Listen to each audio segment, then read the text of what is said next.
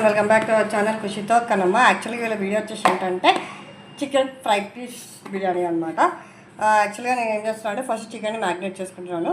నేను ఫస్ట్ ఒక పావు కేజీ చికెన్ తీసుకున్నాను. దాంట్లో కొంచెం పసుపు అండ్ సాల్ట్ మంచి క్లీన్ చేసి పెట్టేసుకున్నాను. ఫస్ట్ నేను సాల్ట్ అండ్ కారం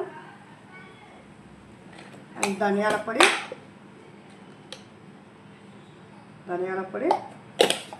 and ginger garlic paste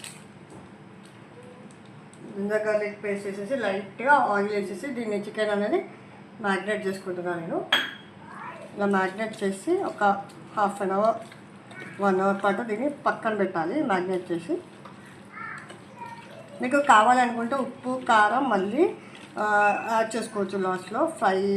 chicken మనం ఫ్రై చేసిన తర్వాత లాస్ట్లో యాడ్ చేసుకోవచ్చు. ఇలా ముక్కలకి మంచిగా పట్టేలాగా మిక్స్ చేసి పెట్టుకోవాలి. ఇలా దీన్ని ఒక 1 అవర్ రెస్ట్ ఇవ్వాలి. స్టవ్ మీద ప్యాన్ పెట్టేసుకొని ప్యాన్ హీట్ అయిన తర్వాత ఆయిల్ వేసేసుకోవాలి. ఆయిల్ అనేది దీనికి చాలా కొంచెం ఎక్కువనే పడుతుంది, ఎందుకంటే ఫ్రై చేస్తున్నాం కాబట్టి కొంచెం ఆయిల్ అనేది ఎక్కువనే వేసేసుకోవాలి. దీనిలో ఆయిల్ వేసేసుకొని ఆనియన్స్ వేసుకోవాలి. ఆయిల్ హీట్ అయిన తర్వాత మనం దీనికి ఆనియన్స్ కొంచెం ఎక్కువనే పడతాయి.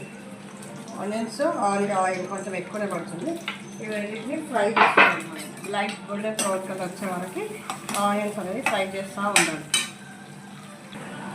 ఆనియన్స్ ఇలా ఫ్రై అవుతున్న టైంలో మనం కరివేపాకు అనేది యాడ్ చేసుకోవాలి. కరివేపాకు కొంచెం ఎక్కువ వేసుకుంటే చాలా బాగుంటుంది ఫ్లేవర్.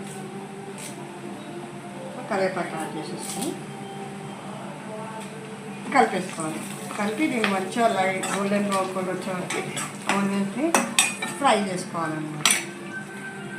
ఇలా ఆనియన్స్ అనేది లైట్ బ్రౌన్ కలర్ అయిన తర్వాత మనం ముందుగా మ్యారినేట్ పెట్టుకున్న చికెన్ అనేది ఇందులో వేసేసి మిక్స్ చేసుకోవాలి.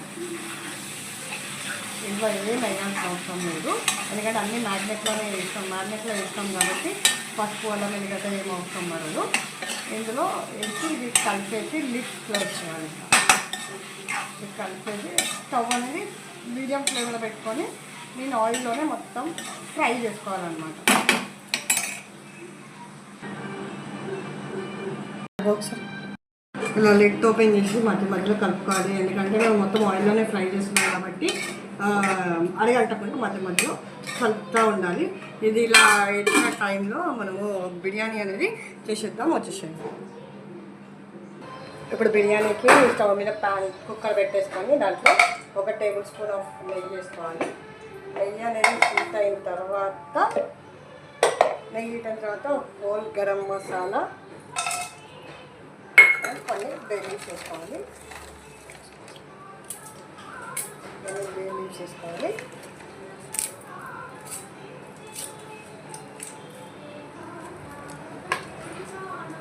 ఇప్పుడు స్పైసెస్ అన్నీ ఫ్రై అయిన 2 రేషియోలో వాటర్ అనేది తీసుకోవాలి. నేను 1.5 గ్లాస్ రైస్ తీసుకున్నాను కాబట్టి 3 గ్లాసెస్ వాటర్ అనేది పోసుకుంటున్నాను ఇందులో.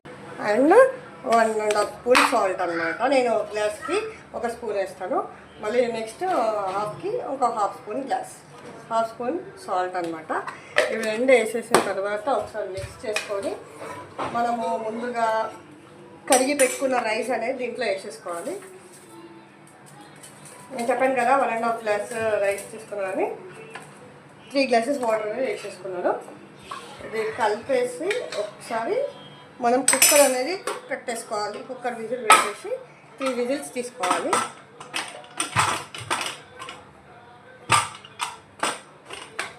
3 విజిల్స్ వచ్చిన తర్వాత ఎలా ఉందనేది చూపిస్తాను. ఇప్పుడు కర్రీ అనేది ఎలా ఉందనేది చూపిస్తాను. వచ్చేసేయండి. ఇలా వాటర్ అనేది బయటికి వచ్చేస్తుంది చికెన్లో నుంచి. వచ్చిన దాంట్లో నుంచి ఈ వాటర్ అనేది బయటికి వచ్చిన తర్వాత మొత్తం డ్రై అవ్వాలన్నమాట. మరీ డ్రై కాదు, పీస్ అనేది 2 పీస్ అవ్వాలి అంతే. అప్పటిదాకా దీన్ని మీడియం ఫ్లేమ్లో పెట్టి ఉడికియాలన్నమాట. మళ్ళీ లిడ్ క్లోజ్ చేసి మళ్ళీ ఒక 5 మినిట్స్ తర్వాత చూద్దాం. వచ్చాక వాటర్ అనేది పోయిన తర్వాత ఆయిల్లో ఫ్రై అవుతున్న టైంలో ముక్క అనేది 2 పీస్ అవుతుంది. ఈ టైంలో మనము 1/2 స్పూన్ ఉప్పు, 1/2 స్పూన్ కారం వేసేసుకోవాలి. 1/2 స్పూన్ గరం మసాలా అనేది వేసేసుకొని చికెన్ మసాలా వేసేసుకొని కలిపేసుకోవాలి. ఇలా అన్నీ వేసేసి ఒకసారి మిక్స్ చేసుకొని లిడ్ అనేది క్లోజ్ చేసేసి ఒక 5 minutes దీన్ని బాయిల్ చేయనివ్వాలి. ఎమ్మి ఫ్రై పీస్ బిర్యానీ అనేది రెడీ అయిపోయిందండి. మీరు కూడా ఇంట్లో ట్రై చేసి ఎలా ఉందనేది కామెంట్ బాక్స్లో చెప్పండి.